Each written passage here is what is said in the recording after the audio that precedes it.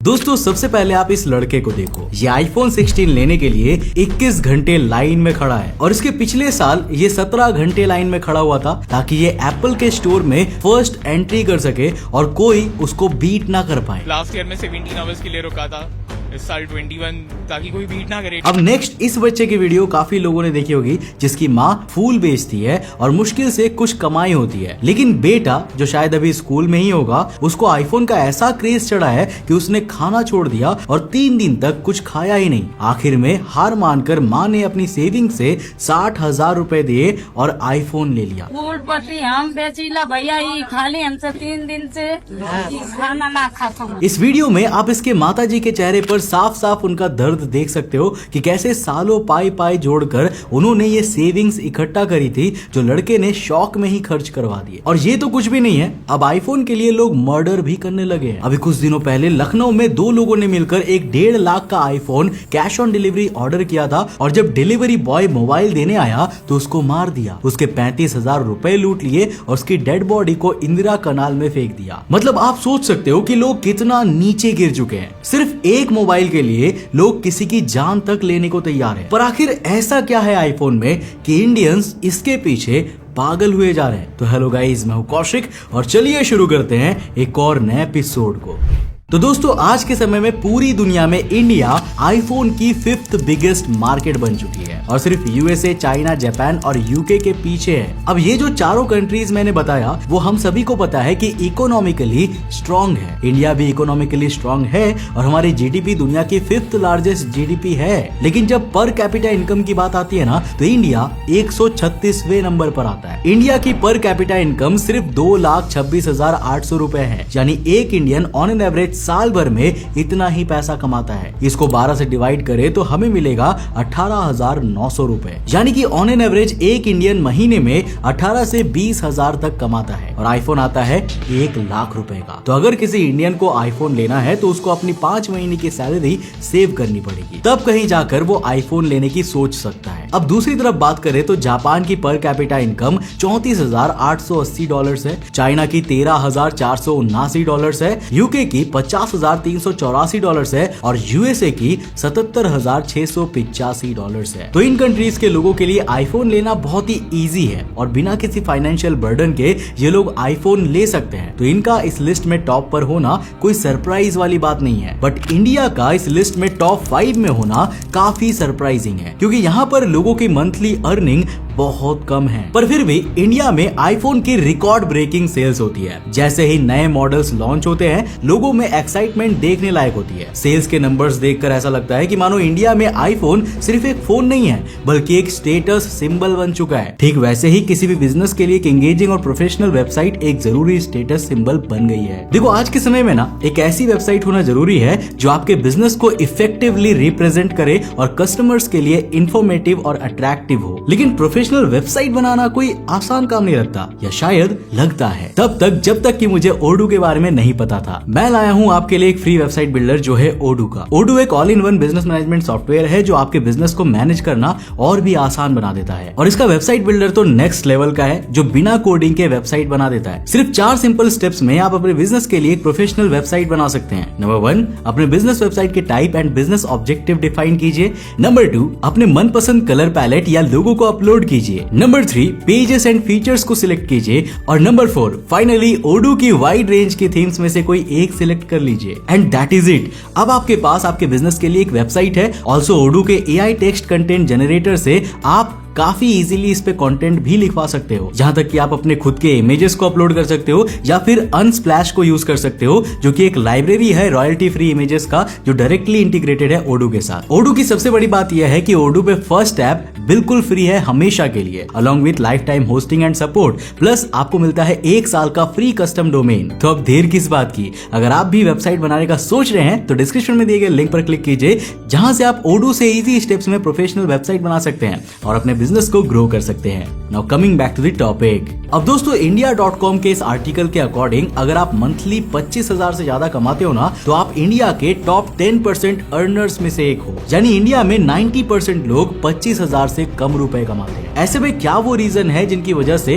इतने ज्यादा Indians iPhone खरीद रहे हैं? इसके पीछे एप्पल की क्या मार्केटिंग स्ट्रेटेजी है? आइए सबसे पहले इसे जानते हैं। देखो, एप्पल हमेशा इंडिया में इतना पॉपुलर नहीं था। इनफैक्ट साल 2013 में एप्पल की इंडिया में ओवरऑल सेल्स सिर्फ 3030 करोड़ रुपए की थी, जो अभी साल 2023 में बढ़कर 49,322 करोड़ रुपए तक पहुंच चुकी है और साल 2024 में ये और ज्यादा बढ़ेगी। लेकिन आईफोन आखिर इतना पॉपुलर कैसे हुआ? तो देखो, 9 जनवरी साल 2007 में स्टीव जॉब्स ने अपने इस लेजेंडरी प्रेजेंटेशन के जरिए पहले आईफोन का अनाउंसमेंट किया था। तब के समय में आईफोन टेक्नोलॉजी के फील्ड में ना बहुत ही बड़ा इनोवेशन था। आईफोन पहला फोन था जिसमें इतनी बड़ी टच स्क्रीन थी। हालांकि उससे पहले भी टच स्क्रीन वाले फोन आ चुके थे, लेकिन उनका यूजर एक्सपीरियंस ना उतना अच्छा नहीं था। उस टाइम पर नोकिया, ब्लैकबेरी जैसे फोन्स चलते थे जिनमें अलग से फिजिकल कीबोर्ड दिया होता था, लेकिन आईफोन ने यहाँ पर कुछ अलग किया और उन्होंने वर्चुअल कीबोर्ड के साथ आईफोन को रिलीज किया। इसके अलावा glass screen, multi touch display,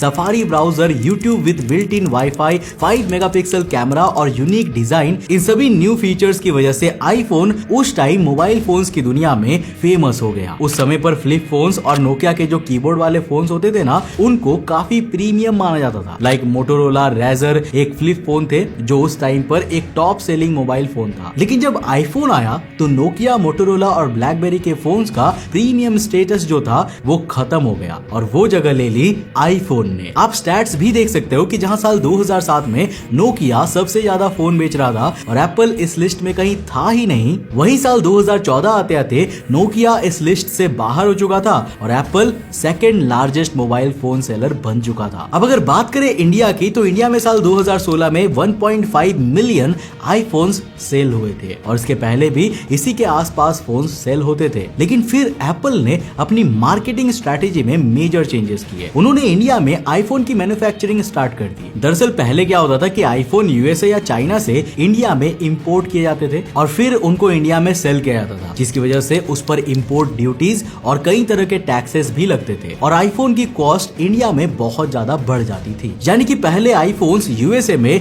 India के कंपैरिजन में बहुत ज्यादा सस्ता मिलता था। लेकिन फिर मेक इन इंडिया शुरू हुआ। एप्पल तो वैसे भी इंडियन मार्केट में आना ही चाहती थी और फिर इंडियन गवर्नमेंट ने भी इसमें उनकी हेल्प करी, जिसकी वजह से एप्पल इंडिया में ही आईफोन बनाने लगे। और आज सिचुएशन ये है कि इंडिया में बनने वाले 70% आईफोन को फॉरेन कंट्रीज में एक्सपोर्ट किया जाता है। यानी कि अब एप्पल के लिए इंडिया एक मैन्युफैक्चरिंग हब बन चुका है और साल 2025 तक एप्पल आईफोन की 25% प्रोडक्शन इंडिया में करने वाला है। और अभी जो लेटेस्ट आईफोन 16 प्रो आया है ना, उसकी प्रोडक्शन भी इंडिया में ही हो रही है। अब पहले चाइना एप्पल का मेन मैन्युफैक्चरिंग पॉइंट हुआ करता था, लेकिन यूएस चाइना के ट्रेड रिलेशन में कुछ ना कुछ टेंशन बनी रहती है, इसीलिए एप्पल अपनी ज्यादातर प्रोडक्शन चाइना से इंडिया में शिफ्ट कर रहा है। इसके अलावा इंडिया में लेबर भी बाकी कंट्रीज के मुकाबले सस्ती है, तो एप्पल को मैन्युफैक्चरिंग एक्सपेंसेस भी कम हो जाते हैं, जिसकी वजह से फिर आईफोन का इंडिया में कॉस्ट भी कम हो जाता है। इसके अलावा इंडिया में अपनी प्रेजेंस को स्ट्रॉन्ग करने के लिए एप्पल ने इंडिया की बिग सिटीज में अपने स्टोर्स भी ओपन करना शुरू कर दिया है। साल 2023 में मुंबई के बैंड्रा कुर्ला कॉम्प्लेक्स में एप्पल का पहला स्टोर ओपन हुआ था, जिसके लिए खुद सीईओ टिम कुक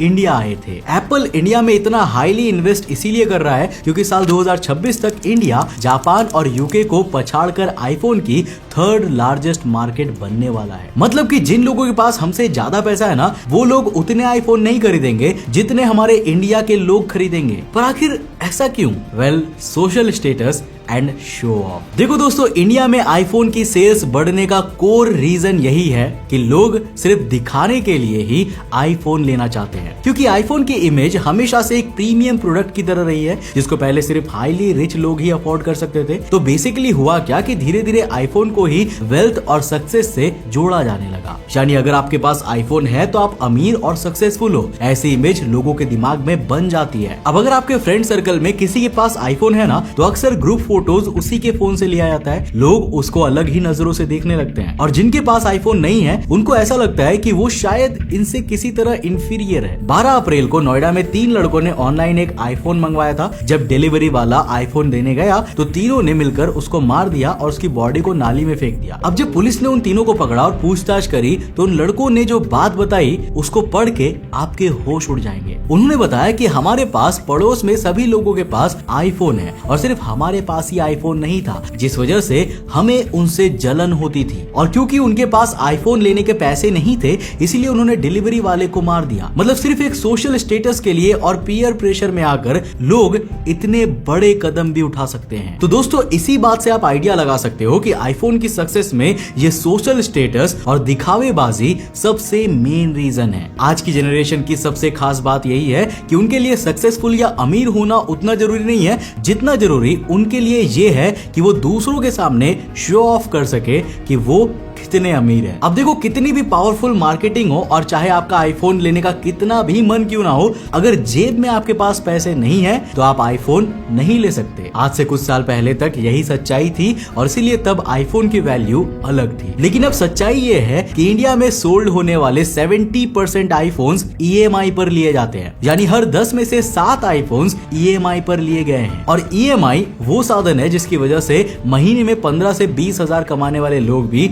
आईफोन्स आसानी से खरीद पा रहे हैं। अब लोगों को लगता है ना कि यार बस 5 से 10 हजार रुपए महीने देकर ही मैं अभी आईफोन ले सकता हूँ, बाकी महीने में आराम से देता रहूंगा। और इसी वजह से वो लोग भी आईफोन ले रहे हैं जो नॉर्मली उसको कभी अफोर्ड नहीं कर पाते। लेकिन इन लोगों को ये नहीं पता होता कि EMI पर इन्हें आईफोन ज्यादा महंगा मिलता है। जब आप फुल पेमेंट एक बार में करते हो तो उसमें आपको कुछ डिस्काउंट मिल जाता है जो आपको EMI पे करने पर नहीं मिलता। इसके अलावा नो कॉस्ट EMI पर भी आपको प्रोसेसिंग फीस और GST देना ही पड़ता है। तो अगर आप आईफोन अफोर्ड नहीं कर सकते तो फिर उसको EMI पर लेने का कोई भी मतलब नहीं है। अब देखो, गरीब लोगों की एक आदत होती है कि वो ऐसी चीजों में पैसे खर्च करते हैं जहां से उन्हें कोई भी रिटर्न नहीं मिलता और इसीलिए वो गरीब ही बने रहते हैं। अगर आपको किसी चीज की नीड नहीं है तो उस पर पैसे नहीं खर्च करने चाहिए। सिर्फ 4 दिन के शो ऑफ के लिए 90,000 की EMI सर पर लादना बहुत बड़ी बेवकूफी है। वैसे भी आजकल ऐसा कुछ नहीं है जो आपको 15 से 20 हजार के स्मार्टफोन्स में नहीं मिल सकता। आईफोन का कोई बहुत ही मेजर बेनिफिट नहीं है अनलेस आपको वीडियो शूट करना हो या कंटेंट क्रिएशन करना हो। और उसमें भी आजकल मिड रेंज फोन्स में काफी अच्छा कैमरा आने लग गया है और आप एक 20 से 30 हजार के फोन से भी बहुत अच्छा वीडियो शूट कर सकते हो। आपको यूट्यूब पर ना कई वीडियोस मिल जाएंगे जिनमें लोगों ने मिड रेंज फोन्स को